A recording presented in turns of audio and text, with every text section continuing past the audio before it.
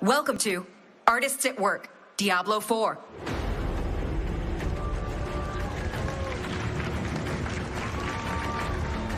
Good morning, BlizzCon. How you guys doing? Awesome. We are so excited to be here. My name is Dan Briggs. I am the lead visual effects artist on Diablo IV. Thank you. It's really weird to be able to say that. We've never been allowed to say Diablo IV out loud, so we're still getting used to it. We have several artists from the team here today, and we're going to kind of walk you guys through what it takes to create content for the game. So let's start with some introductions. Rob. Hey everyone, I'm Rob Sevilla. I'm a senior concept artist too at Blizzard Entertainment. I've been at Blizzard for 14 years, almost 15. And today I'm going to be showing the process of how we, create a concept from thumbnails to a final image. Awesome, thanks, Rob. Jairo, tell the audience what you do. Hi, my name is Jairo Sanchez. I'm a senior character artist in the Diablo IV team. And I've been at Blizzard almost 6 years, 5 years and 9 months. And today I'm gonna show you guys the process that I go through creating a creature, a character. I'll just show a few things like Substance Painter, ZBrush, and a little bit of Marmoset to learn how to showcase your work. And yeah, that's pretty much it. Awesome. All right, and last but not least, we have Corey. Hi guys, my name is Corey Piegler. I am a senior character animator on Diablo IV. I've been working in the game industry for about 12 years now, been at Blizzard since 2011, and today I'm going to be showing you guys the process for creating Boulder, which is a skill for the Druid class. Yeah, has anyone played the demo? Awesome. All right, let's pull up everyone's screens real quick. All right, we're going to start with Corey since I'm standing over here. Corey, can you show us the final result? Sure, Where we're going to end up today? Just to give you guys some context, this is the finished skill as it stands in the game today. And I'm going to show you how we begin the process, and I'll show you guys the video again at the end so you can kind of see the whole thing. Awesome. Jairo. Hi. So today I'm going to show you the treasure goblin. I just thought it was very iconic just to see him in Diablo IV. So yeah, this is pretty much it. Awesome. And Rob? Hey Dan. You have some messed up stuff on your screen. Well, so you can't go wrong with adding more demons in Diablo. So it's just kind of an idea that the concept team might want to pitch for something, a creature you might fight later. Awesome. So it does take a lot longer than 45 minutes to create content for the game. So you might see the artist kind of jump ahead through different files. It's really to kind of just show you, from start to finish. So think of it sort of as like a time-lapse montage version of how we might create assets. Okay, so we're going to be taking Q&A throughout the demo, and we actually have 2 microphones in the aisle. So we have Jolene and Rex over here. They're both also Blizzard Entertainment employees. So if you have any questions, just line up behind them, and we're going to get started. But a couple times throughout, we'll start taking questions. So let's begin. All right, Rob. Yes, sir. You look like you're drawing some thumbnails. That's right. So usually, when we have an idea, it'll go through a brainstorming stage where we would try to, come up with like different ideas, things that might work, things that might not work. But after that stage, when we have a clear idea of what we want, we'll go into the thumbnail stage. And at this stage, we're trying to figure out like posing, trying to do experimentations because thumbnails are really fast to do. And so at this stage, you're allowed to draw messy and, it's more of just exploration at this point. Sweet. So when you're starting a new concept, a new idea, how often is it the idea comes from you or the idea comes from a designer? What is that workflow? Yeah, so in our team is actually really awesome because they really promote collaboration. So ideas can come from, anybody. We've had ideas come from, concept ideas come from designers. We've had like game design ideas come from artists. So I think that's what's awesome about it in terms of it can come from any person in the team, and everyone can kind of jam on it. Awesome. So if you had to give advice to an artist, maybe starting out, at this stage in the process, what are the important things to keep in mind? Here would be silhouette. So it's important that when you're designing, so I'm constantly thinking about, because our game is played from an isometric point of view, it's important that the shape reads from a small size. And so silhouette at this stage is pretty crucial. Awesome. It's looking great. Okay, let's jump over to Hyro. Hi. Hyro made the treasure goblin, which is in the demo. Has anyone killed the treasure goblin yet? Hey, we got a few people. That's cool. Okay, Hyro. So you're in this program where you're sculpting. Can you just tell people what is the software that you're using? So ZBrush, it's a 3D sculpting software. Basically, is for those of you that sculpt traditionally, it's basically that but digitally, and it helps us do like a very high resolution model with a lot of detail, basically. Awesome. So it seems like you're already pretty far along. What are you going to show us today in this program? Yes. So yeah, this is the final model. It's 3D sculpt, and what I'm going to show you right now is I'm going to start sculpting some detail on the belts. So basically, in Diablo 4 or in the Diablo world, we never have anything clean and nice. So it needs to look worn out, beat up, just like this. So I start by the edges. Just, this belt has been used for a long time. He's been running from the barbarian or something. And then I do a couple of scratches, and it makes it look more Diablo. Also, like, it's always good to keep in mind, it's not only a sculpting detail, it's a sculpting detail with a reason. So for example, here, just to show you really quick, it's telling a story with your sculpt. So for me, I added these marks like he was whipped or something like that. I just thought it was cool. It's kind of Diablo and creepy, and it just made sense to me. So yeah, that was like an intention. Hey, if the player looks at that detail, what is he gonna think? Oh man, this guy has been through some stuff, So basically, yeah, just sculpting with a lot of reason, it will help your designs. How long would it take you, do you think, to get from starting it, with nothing, from a concept to this point? From concept to this point, so I start with a base mesh, or I make my own in Maya, which is another 3D program for modeling. And then I subdivide it, and then I bring kind of a block out to ZBrush. And in ZBrush, and that could take a few days, like 2-3 days. And then in ZBrush, it could take from 3 days to 5 days, depends on what it is. Like if it's a huge monster, it's gonna have more detail and more pieces. The more pieces there are, the more time consuming it is, because you need to spend a lot of time in each piece. Awesome. Okay, let's jump over to Corey. Corey, you're working on a skill. You're making Boulder. Yes. Can you just tell people kind of where you would start off in this process?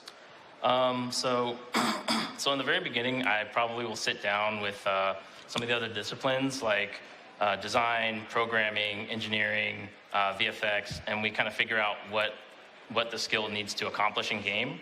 And then once we have like a rough idea, then I'll start on very basic stuff from from an animation standpoint. So like as you can see here in my timeline, which is where these little red ticks are, I only have a few of them. I have like 3 main poses I'm working with, which is like the anticipation pose here, where you can see him like kind of winding up, and then this pose here where he thrusts the boulder out forward. So mainly in the beginning stages, I just want to make sure that this stuff, that these poses are strong and that they read specifically from what we call game cam, which is the isometric camera for the game. So even though I'm coming in and I'm like getting in really close to kind of fine tune all these little rotations, I'm constantly checking from what's more of like the proper distance that you'll see in game. And I'm just trying to get these poses to read really strong, and then I'll continually build off of them as I flesh the animation out.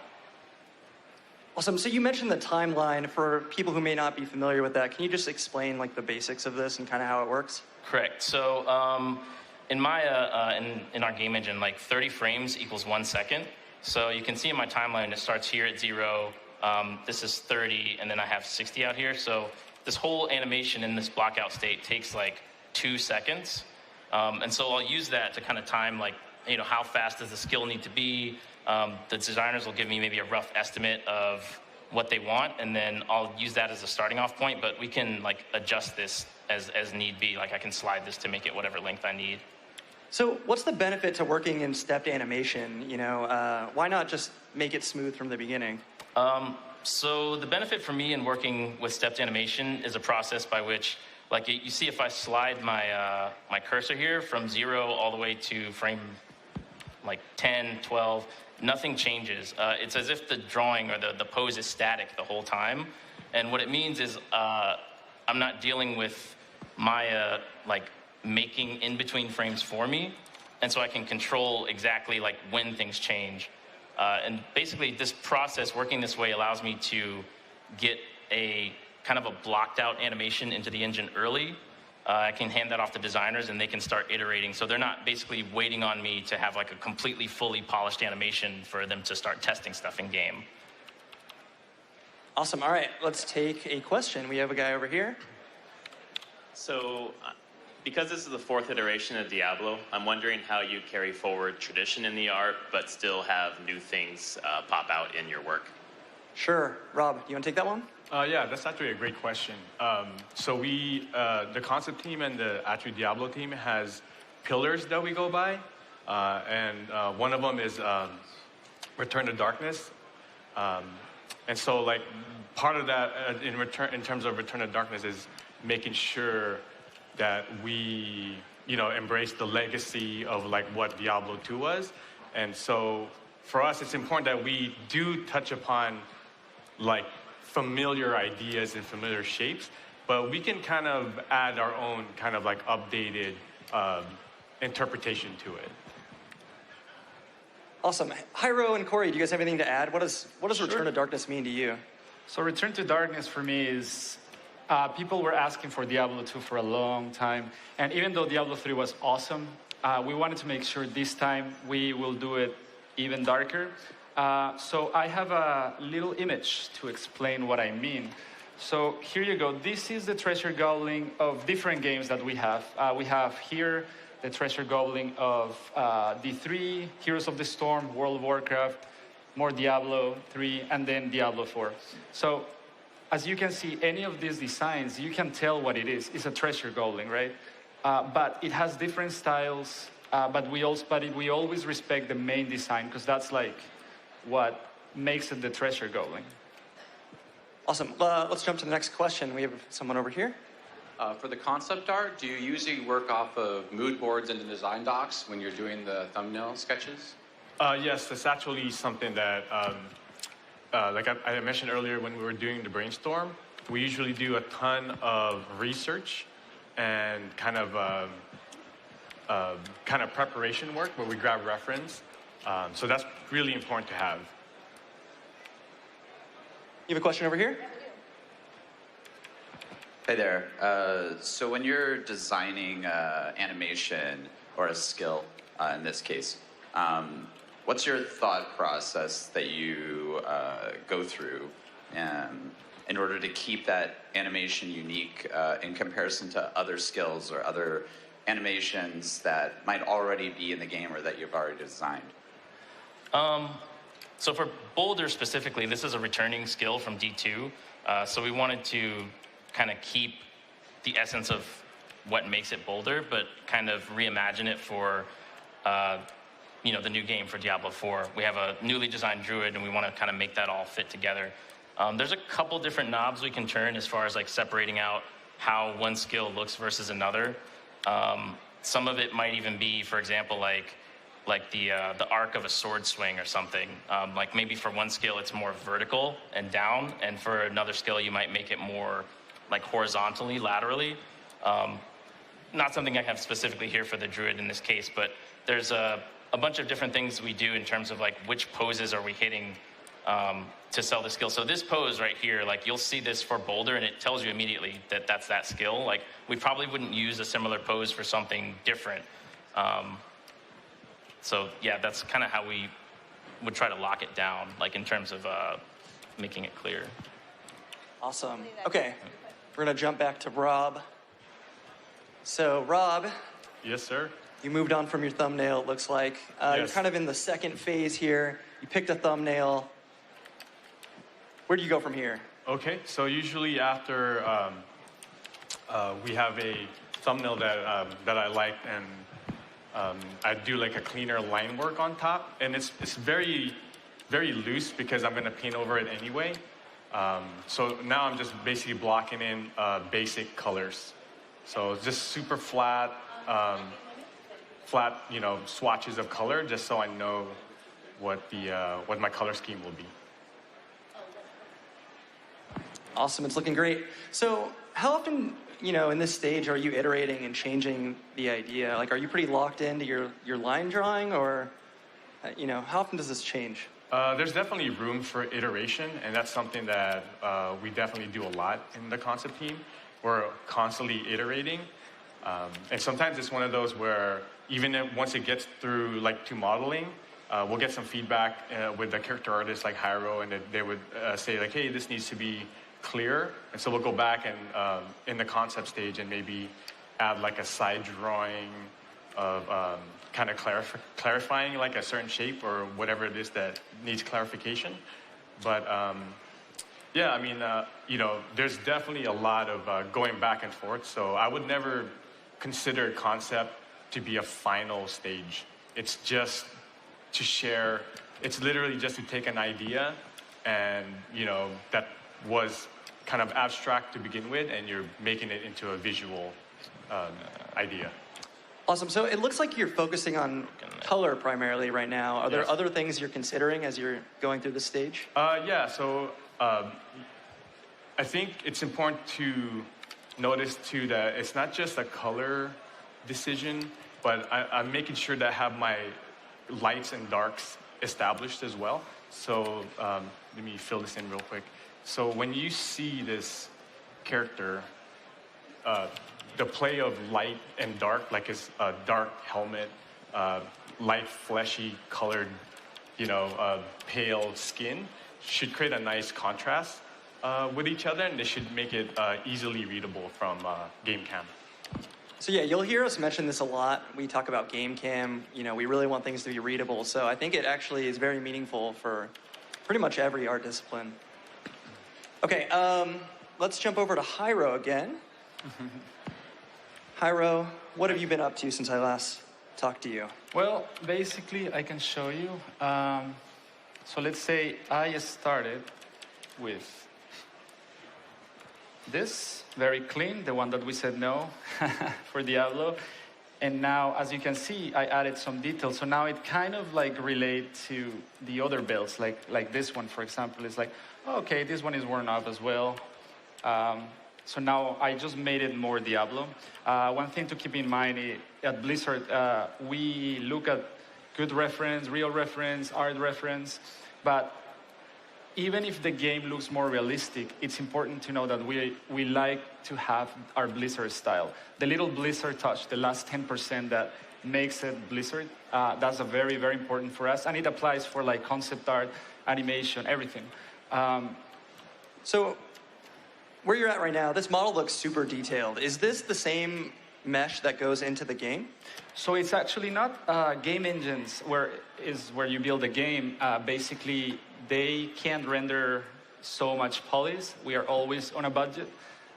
So I can show you right here. This, it's basically the low poly, which as you can see, it doesn't have a lot of detail. This is the high poly. So what we do is we transfer all this crisp detail into this mesh. And this is the mesh that goes into the game. So basically the game engine says, oh, this is a pretty low poly character, low budget is good. So I'm gonna run the game very good. But then the player, what he's gonna see, what you guys are gonna see is basically this. So it's like we're trying to fake it in a way, and that's how you know, if it works, it means you did your job very well. Sometimes it's difficult because you don't wanna compromise any detail, but there's always a little compromise because always game goes first. Awesome. Okay, so let's say your sculpt is done. You're happy with all the detail. It looks good. Where do you go? How do you take it from that to that? Can you explain that? Yes. So I export the meshes from ZBrush, And then in ZBrush, we have to make color-coded, which will be this one on the center. Why color-coded? Because we use Substance Painter and Substance Designer, and this helped me to make masks based on the color so I can work non-destructive. It's very important to work non-destructive. So let me just show you right here, Substance.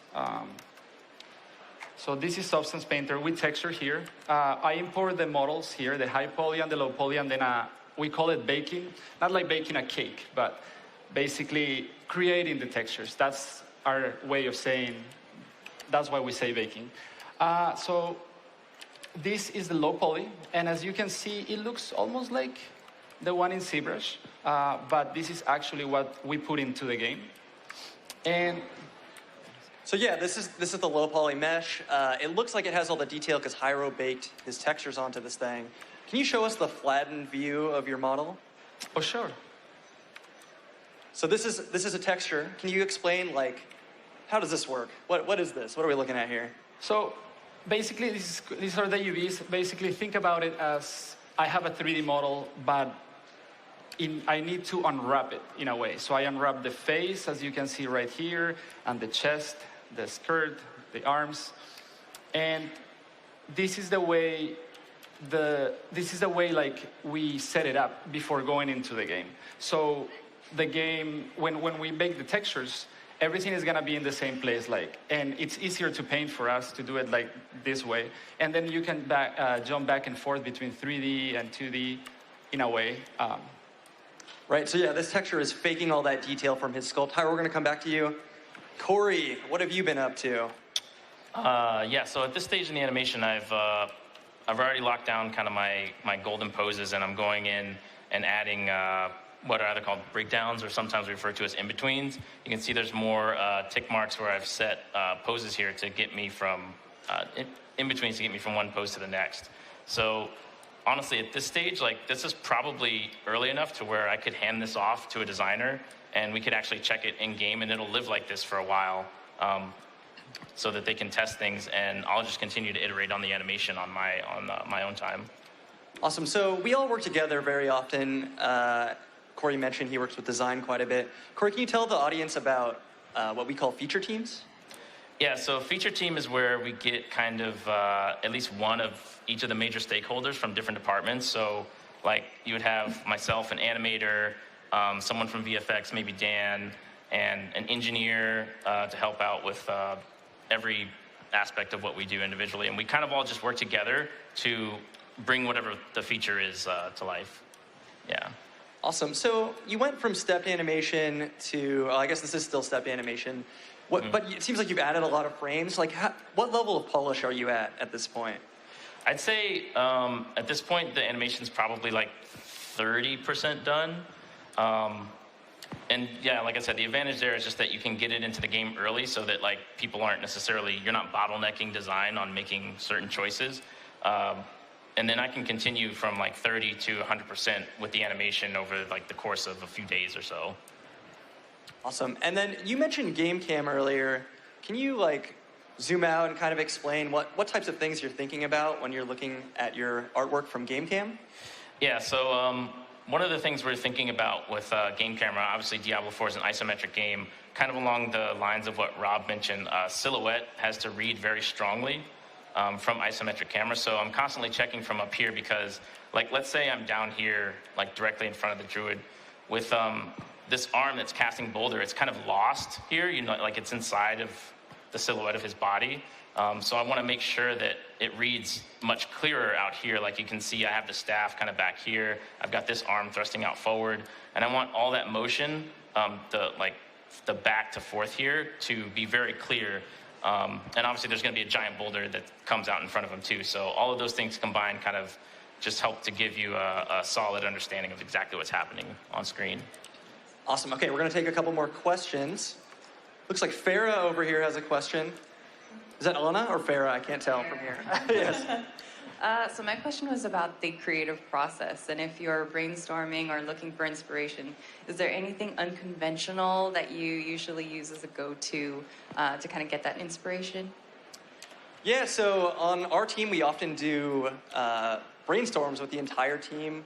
Corey, do you think you could tell the audience a little bit about like how that process works? So one idea is like, we might just gather a bunch of people in a room and we'll have like Post-it notes, and you're free to write down like whatever cool idea comes to mind. Like if we're designing a new skill for the druid or something, it's kind of like, we'll just say, what do you think would be really cool to see the druid do in game? And everyone will kind of collect those, they'll all write down their ideas and we'll collect them at the end and kind of read them out. So we get a lot of ideas that come out of that, because some of them are like almost, they're kind of funny, like they might be intended to be a joke, but then you could find something in there that actually is like, oh, maybe that is kind of cool, like let's see if that could lead somewhere. So having that very open-ended process in the beginning just allows us to kind of explore as much as possible, so we don't like paint ourselves into a corner too soon. We want to see how many ideas we can get. Yes, we generate thousands. In the beginning. Yeah, it's really crazy. We just have stacks of Post-it notes. Let's take a question over here. Yeah, I love the pillar concept, and one of them was darkness. What are some of the other, or what are all of the others that you keep? Sure. Rob, do you want to talk about art pillars? One of them, well, the concept team has a different set of pillars. And same with the design team has also a different set of pillars. But for the concept team, one of them is push boundaries. And so, I don't know who asked the question. Oh, okay. One of them was push boundaries. And so it's really important that we're constantly trying to push in terms of what we think is dark. And sometimes it gets too far and we get feedback, you know, and they tell us, hey, that's a little inappropriate, but it's good. I mean, that's what this stage is for, you know, like it's all about exploring ideas, and, you know, like what Corey said, there's no right or wrong idea, you know, it's just keep going and try ones that work, and if it's too much, you can always rein it back in. Great question, thank you. All right, let's take one over here. Wow, we have a lot of questions all of a sudden. Yeah, a question for Corey. I see you selecting the controllers with the visibility off. Are they all on hotkeys? I actually have a picker, a UI on the left side on a screen that you can't see, but I can show you the locators here. So I'm actually like, I can actually show you the picker. Like this is what I use to select, and you can see like it all lines up with everything here. So I can hand select them in the viewer as well. But sometimes it gets to be a little bit like, you know, they're like kind of overlapped and on top of each other. So I have everything set up to where I can just grab each control individually and manipulate them as need be. It's just a speed thing, yeah. But sorry, I didn't even realize I didn't have the locators viewable for most of the time. Thanks for your question. All right, let's jump back over here. Okay, so I was wondering, what's the deliberation process in the color scheme? Because each sort of section has a similar color scheme. So do you reference specific characters, or is it just a basic color scheme that you go through with the process?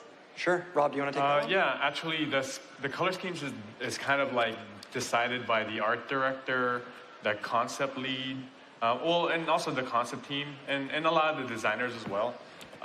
But we do establish like color schemes. So, for example, like one of the zones, I don't think I'm allowed to say, but one of the zones might be, hey, it's going to be snowy, so we might use cold colors or cool colors like blues and, you know, other colors that might feel like wet wood, right? Like how would color that be, like this dark brown?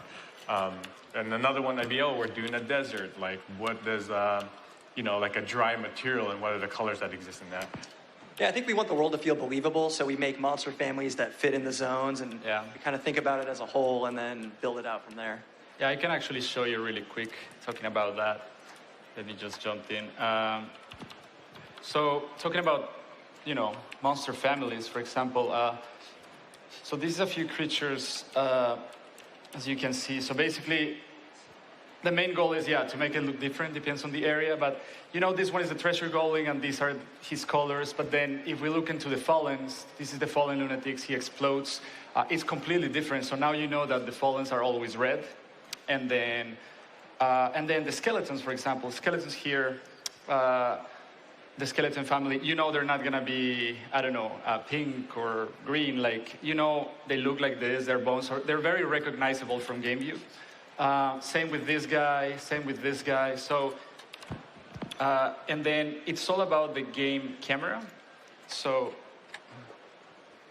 if you go here, and I put it right like here, you need to, you can tell he is the treasure goblin from the silhouette just because the material breakup is like really obvious. So that's one more thing to add up there that is very, very important. Like you need to be able to recognize any creature from, because they're very, very small on the screen, right?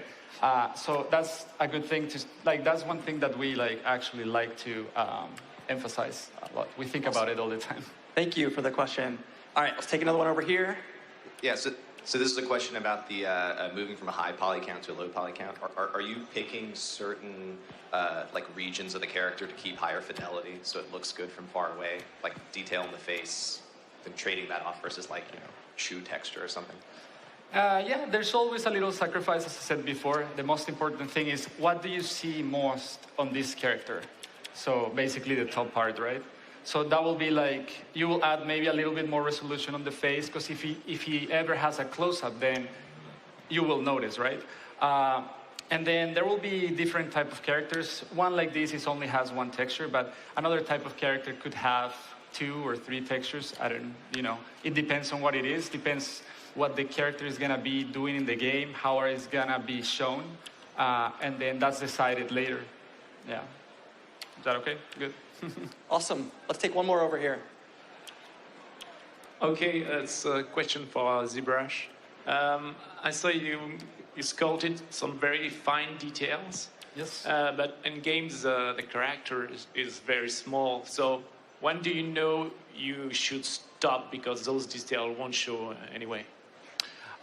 So the good thing, so let me see. Not right now, I like to do a lot of big shapes and medium detail in ZBrush, and Substance generates a lot of that high frequency detail that I'm gonna use, and it's very indestructible because let's say my art director, when the character is done, he wants to make some changes to the sculpt. If I have to do that, I'm gonna have to redo a lot of stuff, a lot of the pores, a lot of the scars. But if I keep it on Substance and I only keep ZBrush with the middle shapes and the basic shapes, then I can just switch it on the go. So I use Substance for that, and I test it in the game. If it looks good and it works out, I'll add, and I need more detail, then I'll add more detail. If it's too noisy and I can't read it like from game camera, then I can easily just tone it back. But it's always to think about very simple at the beginning, and then just do that high frequency detail on a program like Substance. It really comes down to game cam. We also have cutscenes in our game, so there are moments where the camera will pull in, and sometimes you see some of these characters a little closer. So game cam's the focus, but there are moments where you see the detail. Okay, we're gonna move to the next phase. Thank you for your question. All right, so Rob jumped ahead. This is looking more real. Rob, this thing looks a lot more three-dimensional than before. Like, how did you go from flat colors to this guy? So usually, once you have, let me turn off this layer. So I have this, which was my block-in. I start to add like shadows on top. And what I mean by that is I start to think in terms of basic forms. So I start to light these objects like, for example, the deltoid here. I start to think of it as a sphere, and you know, if the light was coming this way and it was hitting it, you would get like a light side and a dark side, right? So it would be, this side would be dark, and this side would be. But basically, I start treating like this whole character concept just like that. I start to think about you know, where the light's coming from, and like this leg might be a cylinder, this torso might be a bean shape, and I just start lighting them in the same lighting direction. Do you think it's worthwhile for artists to practice just on basic shapes like spheres and cylinders and things like that? I would say it's very crucial, actually. When you're first learning when you're first starting out, I think it's very important to just render, like learning how to render simple shapes, because those fundamentals will definitely apply to more advanced like shapes later. Awesome. Thanks, Rob. So we have about 11 minutes left. We're gonna go through the final stages, and that way we can get a few more questions in. Hyro, you are in Painter still. Yes. Can you show us it seems like he's pretty much just flat colors at this point. Oh, you started to paint a little bit. Can you kind of explain the process of going from, sort of like Rob, flat colors to a more detailed Right, character? so remember those masks that we did before? So this is why I use them. So I make different folders for each color, and then I call it, and I know this one is the folder for cloth, this one is the folder for skin, so I can just drag and drop materials or paint within that mask, and that allows me to work more comfortable and make edits really fast. So I always start really, really flat because I want to get that read that we talked about. So I can just do, for example, as you can see, I can just turn and off, on and off, like layers and materials. And let's say the art director wants the skin to be orange. So that's pretty good, right? It's weird, but what the art director says, that goes. So let's say if I'm gonna make this green, see how fast it is? Like he could be the little Hulk here for the Diablo. But it's really, really quick. Just keep it in folders, keep it organized. If they say I need the skin to be this color, you change it. It's just making your life easier. Yeah. Awesome. So you're choosing color pickers, which is still really flat. How do you go from that to a little bit more detail? Like you start painting, it seems like. Yeah, you can just you can approach it different ways. You can just start painting normally like you will do in Photoshop, or you can drag and drop materials. Let me see if I have one here. So for example, I have rotten skin. So if I drag and drop it, just 1 second. So it applied it to the entire thing, but let's see. Okay, well, Tyro's setting up his mask. I'm gonna jump over to Corey. Yes. All right, Corey, you're smoothing out this animation. What have you done since we last chatted? So at this point, I'm adding in a lot more individual keyframes for the faster motions, just to make those clearer and lock them down. I'm probably, at this point, I would say the animation's 80% there, 85%. And everything's still in step. At this point, I would probably start actually going into the graph editor and smoothing things out. And I have a final version of that file I'll show you as well. But yeah, at this stage, I'm adding in overlap, trying to get some like more settle into the end of the animation. We'll get into stuff like facial expressions, which aren't really a big thing in our game because you're never really up this close. But that being said, even though you're out here, you'll still catch a little bit of it. So we try to put it in there just to get a little bit more character. But that's kind of more of a polish phase thing, which is kind of the point that I'll be moving into at this point in the animation. Awesome. So I know you use the graph editor in your workflow. Can you bring that up and show people what that is? Sure. It is a giant. Let me see. Windows, editor, graph editor. I think I can bring it up. Or maybe it's hanging. I think I made Corey's Maya just crash. I apologize. No. It works. We got something. I'll just grab one control. Save often, artists. You don't want to lose your work. Yes. Don't trust your software. Yeah, so all these different colored lines correspond to various,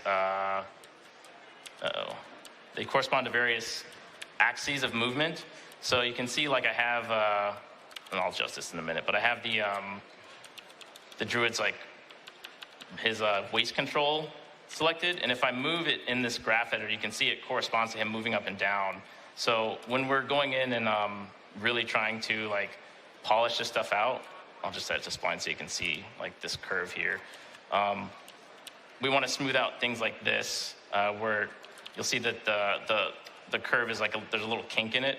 So I might move this down and just grab this this bar here and smooth it out, just so you get you can see there a bit more of a smoother movement in what his whole body's doing.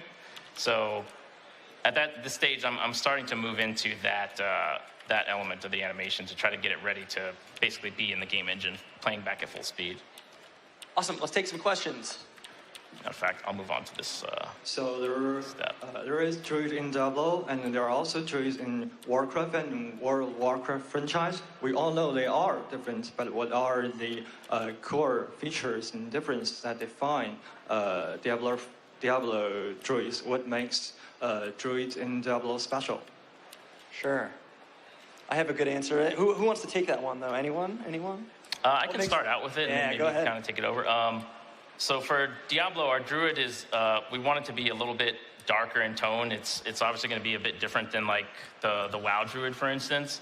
So I think thematically we just want to, at least as far as I know, kind of hold on to some of the themes from the Diablo 2 druid, but to bring those up to date for 2019 with our game. And maybe you can lead into some more thoughts on that. Yeah, so for me, it's shape-shifting. You know, a lot of games, when you shape-shift, you just like pop to a new model.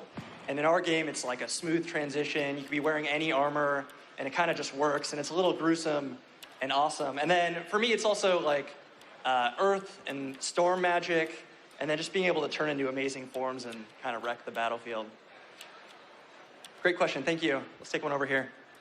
Yeah, earlier you were talking about lighting angles, and I was just wondering, are we going to get ray tracing with this? Hyro, do you want to tell them a little bit about PBR? Sure. So the new technology we're using these days is called PBR, physically based lighting. Really easy to explain. It is basically, imagine that it just works like real lighting. So we have like the sun basically in the engine, and then you have to play with different values and textures to be able to make it look correct. But it's like before you had just color map and a specular map or normal map. Now you have like roughness, metallic, which means is this a material metallic or not metallic? And the roughness could make it brighter or not brighter. So you have to like play with all these values just because it's this like more accurate technology to make it look like the real world. But once you do that, it's important to go back to that last 10% I told you about, the Blizzard way, basically, and make it look more Blizzard. And then talking about lighting, I can show you this, which is what I was going to show next, is just when you showcase your character, this wouldn't be in the engine, this will be like for you. For example, if you want to do a portfolio, the easiest way to start is with a 3-point lighting. You get the rim light, the key light, the field light, you know. The key will be your main, the rim light will just highlight your silhouette, and then the field will just like fill those like darks that are like too dark. And I can just show you like... Okay, as Hyro's showing you that, we're going to take another question. We're actually going to be off, I'll explain this again, but to the side of the stage, and we can talk more about tech afterwards. You. I was just curious, when you go from like a concept to a 3D model, how do you kind of isolate what shapes are the most important thing to kind of translate into 3D and really like make stand out in the game? Hyro, we have 2 minutes, so maybe a quick explanation. What shapes? So always look it up from game camera, basically, always, and see what can you see the most there. The skin, right? Like, that's the most important thing that contains the face. So I'm gonna highlight a lot of the skin, and then I'm gonna tone down the other materials so I can actually emphasize, hey, I can still see that he has a mouth that it could bite me or something, right? So those are the kind of like things, because on the concept, it looks amazing, just like Rob is doing, but sometimes it doesn't translate exactly to 3D, so you have to make some decisions for the sake of the game. Like, let's say I do a blockout first, send it to rigging, Corey does a quick animation, idle, we put it in the game, and the directors get together and see, oh, it's working, maybe let's change the torso and make it a little bit thicker, or let's make the face a little bit smaller, let's give him one arm more. Like, that's the things that you have a great concept, but then you have to make it work for the game. And that's the way, basically, we work on. And Awesome, great question. So we are out of time. That went by way faster than it felt. So all the artists, we're going to be hanging out in this meet and greet area over here. So if you did not get to ask your question, we'll be over here. We would love to chat with you guys. Thank you so much for being at BlizzCon. We love your support. Really, really excited about Diablo 4. We hope you guys are as well. Thank you.